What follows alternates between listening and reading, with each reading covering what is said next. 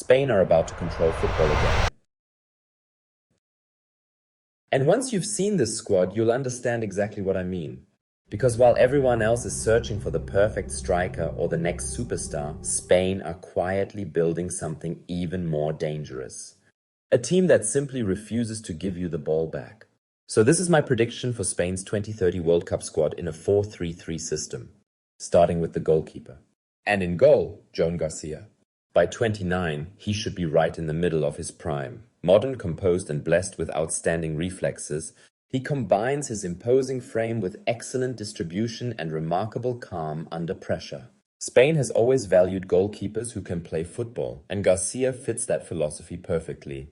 Behind him is Ander Astralaga, another modern goalkeeper, comfortable with the ball at his feet and incredibly composed. He could become one of the most complete backups in international football. And finally, David Raya. By 34, experience alone makes him an invaluable member of the squad. Even if he is no longer the long-term future, his leadership and understanding of Spain's style make him the perfect veteran option. At right back, I went with Marc Pubil. Maybe not world-class, but that's okay, because not every position needs a superstar. At 1.9 meters, he gives Spain something different. Defensive stability, physicality and dominance in duels, while others provide flair. Pubil provides balance. Behind him is Pedro Porro, the more offensive alternative. Technically gifted, dangerous from distance and capable of producing brilliant crosses, he offers a completely different profile. And this is where things start to get scary. Dean Huijsen and Pau Cubarsí. Good luck trying to press them. Dean Huijsen could become one of the most complete defenders in world football. At 1.97 meters, he dominates in the air, but what truly makes him special is his elegance on the ball. His passing range and ability to start attacks from deep make him a perfect fit for Spain. Alongside him is Pau Cubarsí. Calm, intelligent and ridiculously mature. At just 23, he could already be one of the leaders of this team. His positioning and composure make football look easy. On the bench is Eric Garcia, another defender who feels more comfortable with the ball than most midfielders. His intelligence and versatility make him an excellent option whenever Spain need even more control. And then Jarek Gasiorowski, perhaps one of the lesser-known names in the squad. But physically dominant and extremely comfortable in possession, he could quietly establish himself as one of Spain's most underrated defenders. At left-back, I went with Alvaro Carreras. He might not be part of the 2026 squad, but by 2030, I don't think anyone will take this position away from him. Dynamic, powerful and tactically flexible, Carreras offers the perfect balance between defense and attack. Behind him is Alejandro Balde. Pure speed, pure chaos, the more aggressive option. If Spain need to stretch games and overwhelm tired defenders, Balde could become an incredible weapon from the bench.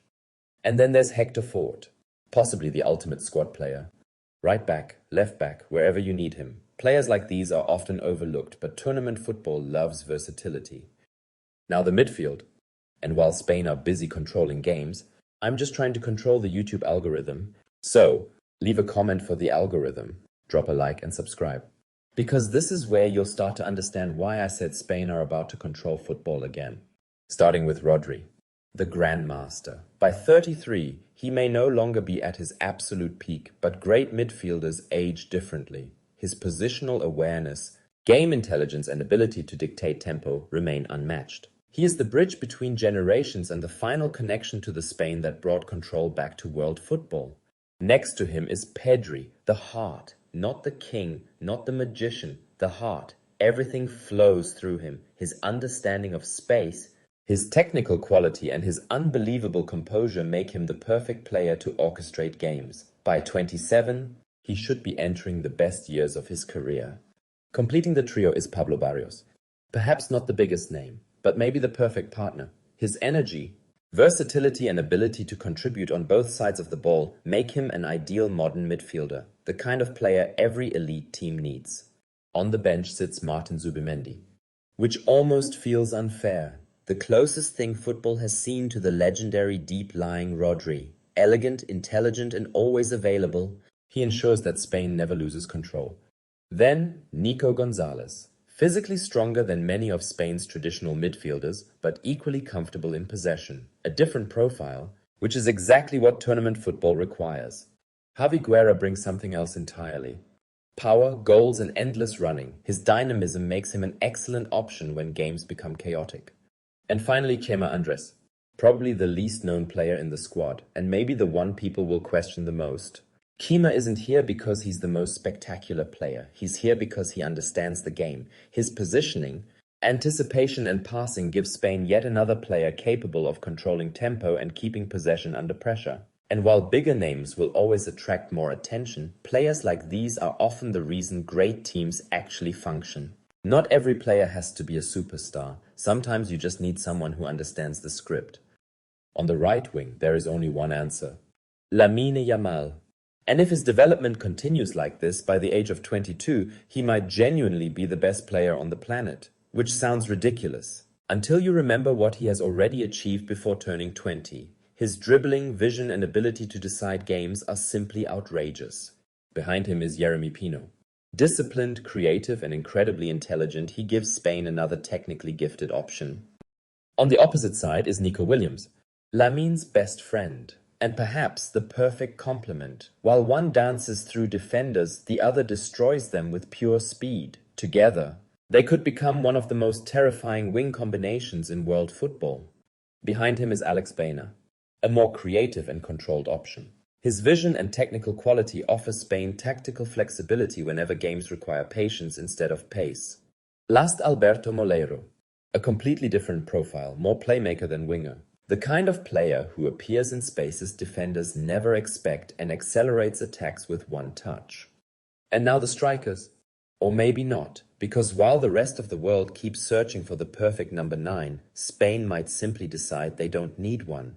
So I went with Fermin Lopez, not a traditional striker. And that's exactly the point. His movement, timing and incredible eye for goal make him perfect for a fluid system. He attacks spaces rather than defenders and constantly appears where nobody expects him. Perhaps Spain's most dangerous weapon is that nobody truly knows who the striker is. Behind him is Ferran Torres. Versatile, intelligent and tactically disciplined, he offers many of the same qualities. Another player who understands movement more than fixed positions. And honestly, maybe that's the answer. Because while everyone else is looking for the perfect striker, Spain might simply be building a team that doesn't need one. A team that controls games. A team that controls possession. And perhaps by 2030, a team that controls football again. So that's my Spain squad for the 2030 World Cup. But what would you change? Who is completely wrong? And who did I forget?